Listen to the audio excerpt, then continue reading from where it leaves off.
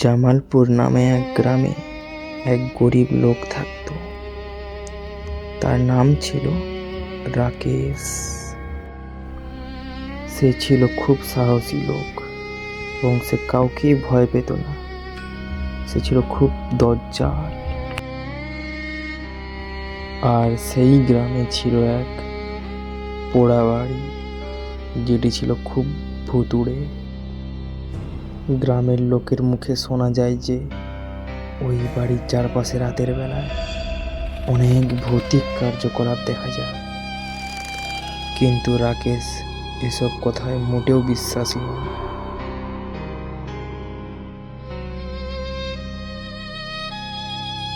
রাকেশ বলল যে লোকে এইসব আজব কথা কেন বিশ্বাস করে কে জানে।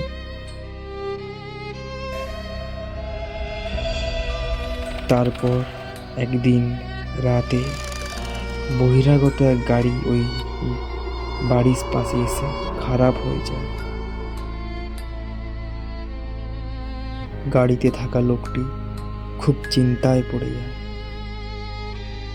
তারপর লোকটি চোখ চায় ওই পোড়া বাড়ির দিকে। লোকটি ভাবল যে ওই বাড়িতেই সে আজ রাতটা কাটাবে।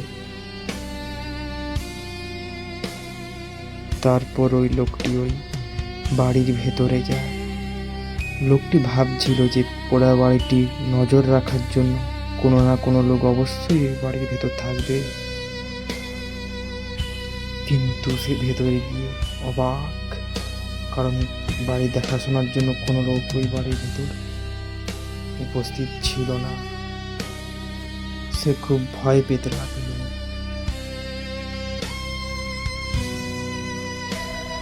লোকটি মনে মনে ভাবলো যে কোনো রকম সে আজ এই রাত্রে এই বাড়িতে কাটিয়ে কাল সকালে বাড়ির দিকে রওনা হবে।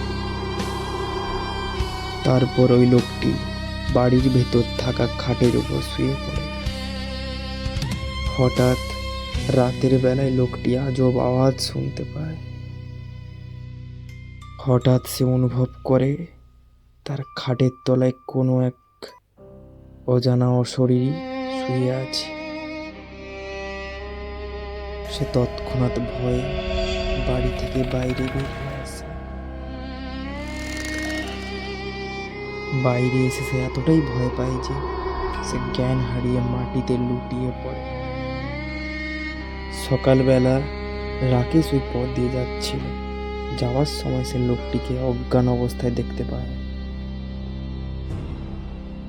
লোকটির জ্ঞান আসার পর রাকেশ তাকে জিজ্ঞাসা করে যে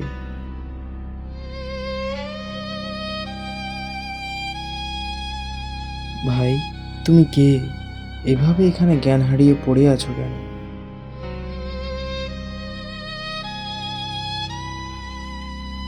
লোকটি গতকালে তার সঙ্গে ঘটে যাওয়া সব ঘটনা রাকেশকে বলে। কেশু অবাক হয়ে লোকটির কথা শুনতে থাকে।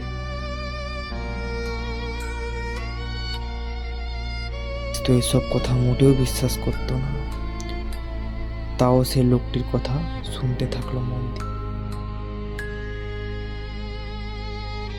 রাকেশ ভাবলো সে একদিন রাতে এখানে আসবে, এটা সত্যি না মিথ্যা যাচাই করার জন্য।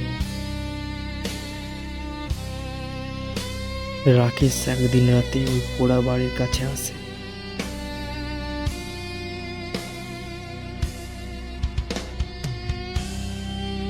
ভয়ে ভয়ে ওই বাড়ির ভিতরে প্রবেশ করে।